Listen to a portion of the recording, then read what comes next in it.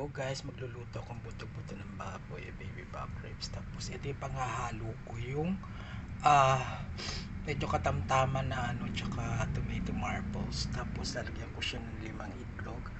Ito, garbanzos, kulina broad cubes, at bawang. So, lutong Israel to. So, ilalaga mo na siya sa slow cook. Tapos ito, hugasan mo na siya ng mabuti. Hindi na siya binabalatan. Lalaga siya kasama nito at ito. Tara, hugasan at linisin na natin. So ayan guys, nahugasan ko na ng 3 beses yung tomato marbles tsaka yung regular na tomato. Ilalagay ko na siya dun sa kaserola. Ayan guys, nahugasan ko na rin ang itlog. Mamaya isasama ko tong kulina pampalasa at itong mega prime. Pagkatapos ko sila ma-slow cook. Hello guys, ayan, naisalansan ko na siya. Ilagyan ko na rin siya ng paminta tsaka yung yung cubes. Ayan po, para ano ba yan? Pumasok na sa kanya yung yung lasa.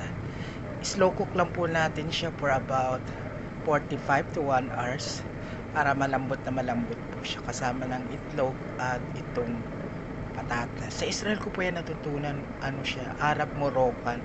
Sa second na inalagaan ko yung asawa niya, ganyan siya magluto. Nagustuhan ko, masarap po. Kasi dun yung yung mga patata, sobrang linis na siya, parang hindi siya nanggaling sa lupa, siguro inugasan nila. Then, ayan po, tayin lang po natin siya maluto. Hinaan ko lang po yung apoy later on.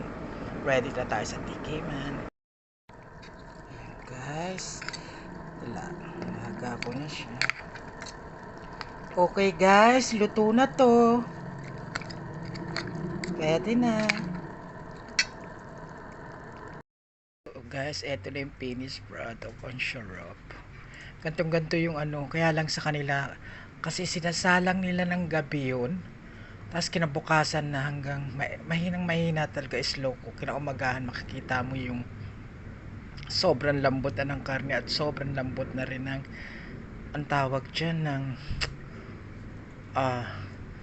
patatas. As halos wala nang sabaw yun. Eto, 1 oras ako lang naman niluto eh. Pero masarap na siya, grabe. Masyadong malasa yung baby back ribs.